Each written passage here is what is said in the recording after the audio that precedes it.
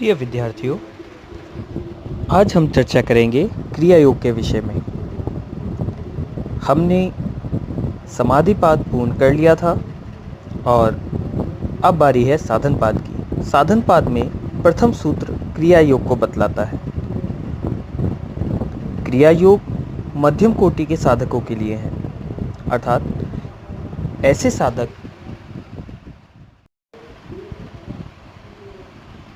जिन्होंने शारीरिक शुद्धि या पवित्रता तो प्राप्त कर ली है, किंतु उनके चित्त में अभी क्लेश मात्र शेष रह गए हैं।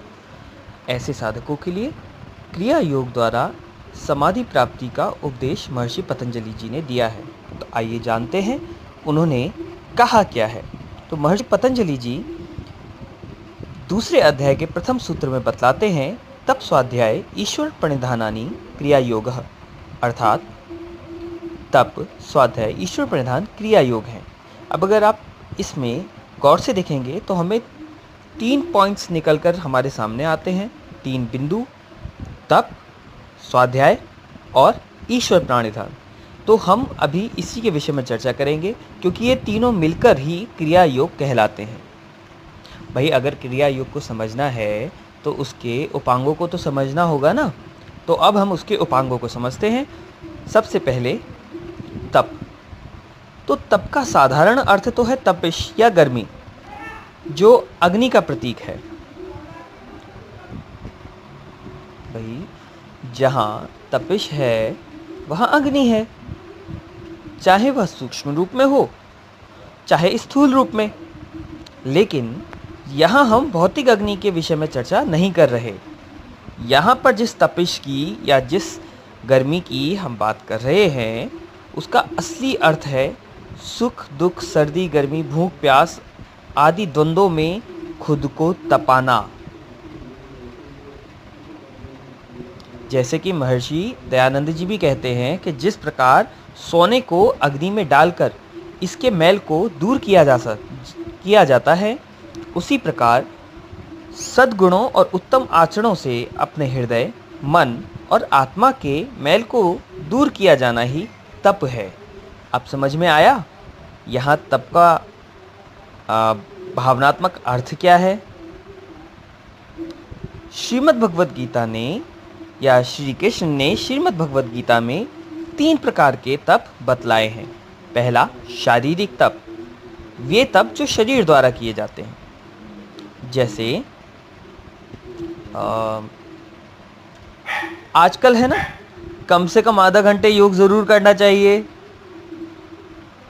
कोरोना से लड़ने के लिए, इम्यून सिस्टम को बेहतर बनाने के लिए। तो यह भी तो शारीरिक तप है।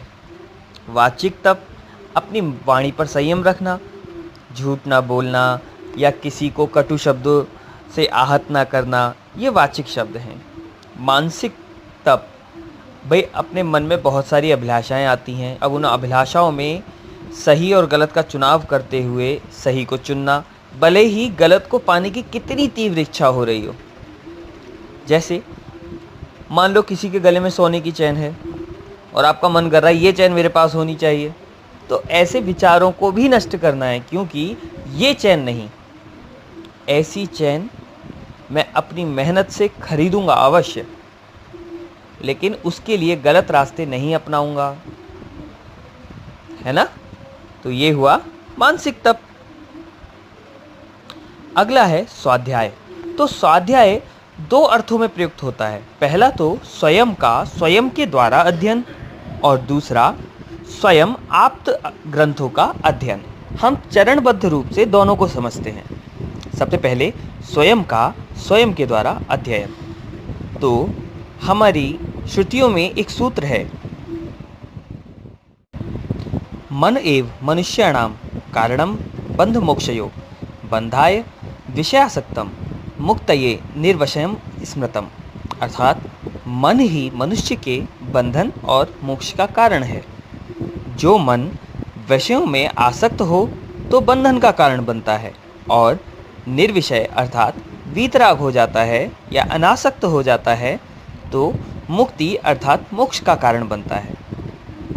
अब इसी वाक्य को ध्यान में रखते हुए हमें ये जानना होता है कि प्रतिदिन प्रतिपल स्वयं के द्वारा किए जाने वाले निर्णयों एवं स्वयं के द्वारा किए जाने वाले कार्यों का अध्ययन करते हुए सही मार्ग या उचित मार्ग और अनुचित मार्ग का ध्यान रखें। जैसे मैंने क्रोध क्यों किया, मैं विशेष परिस्थिति में कैसा व्यवहार करूं, मेरा आचरण कैसा था और कैसा होना चाहिए, या किसी व्यक्ति के लिए मैंने कोई कटु शब्द बोले तो मैंने क्यों बोले, मुझे नहीं बोलने चाहिए, या जीवन का लक्ष्य क्या है, आज मैंने उस लक्ष्य की प्राप्ति के लिए क्या क्या किया और कल मुझे क्या क्या करना है।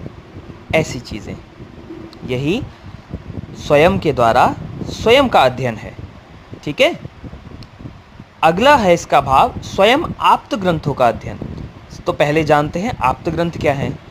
आप्त ग्रंथों से तात्पर्य सिद्ध ग्रंथों से है, जैसे वेद, उपनिषद, श्रीमद् भगवद गीता। भाई इनमें दर्शाए हुए जो सूत्र हैं वो जब ये लिखे गए थे तब भी परिस्थितियों में वैसे ही खरे उतरते थे जैसे आज उतरते हैं। तो ये सभी सिद्ध ग्रंथ हैं। अतः वेद आदि ग्रंथों का अध्ययन कर उनके वचनों को जीवन में उतारना भी स्वाध्याय है। ध्यान रखना, सिर्फ पढ़ना नहीं बल्कि उनको जीवन में उतारना स्वाध्याय है।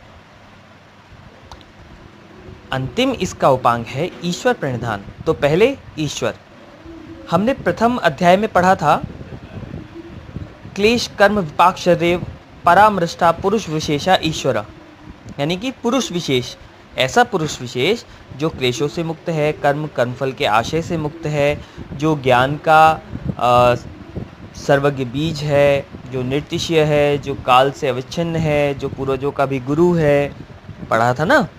तो वही ईश्वर है। और प्रणिधान का अर्थ है भक्ति, अर्पण, अनासक्त कर्म इत्यादि।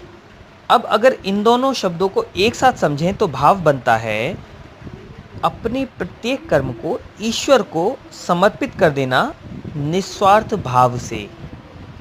ठीक है। तो इसमें ईश्वर प्रणिधान के लक्षण अगर हम देखें तो 3 आते हैं। देखिए, ईश्वर प्रणिधान को बहुत से लोग समझते हैं कि भक्ति, लेकिन भक्ति भी कई प्रकार की होती है। श्रीमद् भगवद गीता में है ना 4 प्रकार के भक्त।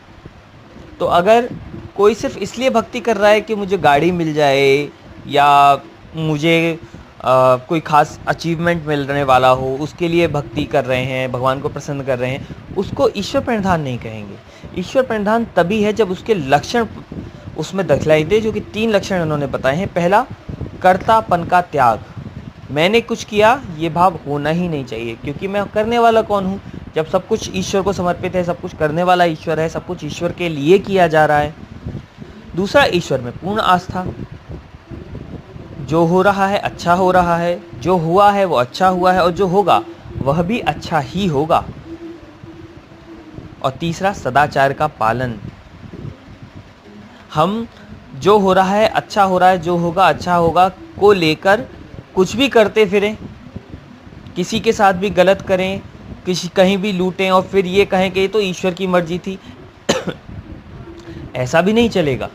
हमें स्वाध्याय करते हुए ईश्वर प्रणिधान करना है। ध्यान रखिएगा, तभी ये तीनों एक साथ हैं और तभी ये तीनों मिलकर क्रिया योग कहलाएंगे, अन्यथा क्रिया योग नहीं होगा।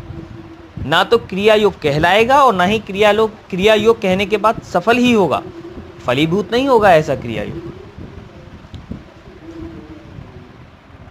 ईश्वर प्रणिधान के लाभ भी हैं यहाँ, जो कि सूत्र संख्या 2 अध्याय संख्या 2 यानी कि साधन पाद के दूसरे सूत्र में ही बतलाई गई हैं। समाधि भावनार्थ क्लेश तनु कारणश्च, अर्थात समाधि की प्राप्ति और क्लेशों के नाश के लिए। अर्थात ये हुआ कि क्रिया योग से समाधि की प्राप्ति होती है और क्लेशों का नाश होता है। लेकिन ये ध्यान रखिएगा,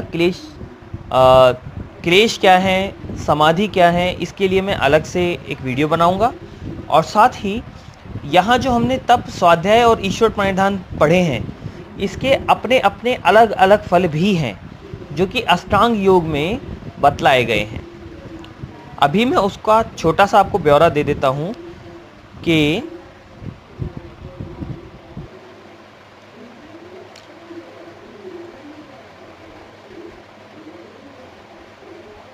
ये जो तप है, इस तप से तो प्राप्ति होती है शरीर, मन और वचन की अशुद्धियों के नाश होता है, अर्थात ये तीनों पवित्र हो जाते हैं, निर्मल हो जाते हैं। स्वाध्याय से इष्ट देवता का दर्शन होता है, स्वाध्यायाधीष्ट देवता, और ईश्वर प्रणिधान से समाधि की प्राप्ति होती है। ठीक है, बाकी इनके विषय में जो विस्तृत इसके फलों की जो चर्चा है तप, स्वाध्याय और ईश्वर प्रणिधान के, वो अष्टांग योग के समय पे मैं आपको विस्तृत रूप से बता दूंगा। ठीक है, धन्यवाद। आशा करता हूँ कि आपको ये व्याख्यान समझ में आया होगा, और फिर भी अगर कोई भी प्रश्न होता है आपके मन में तो आप मुझे संपर्क कर सकते हैं।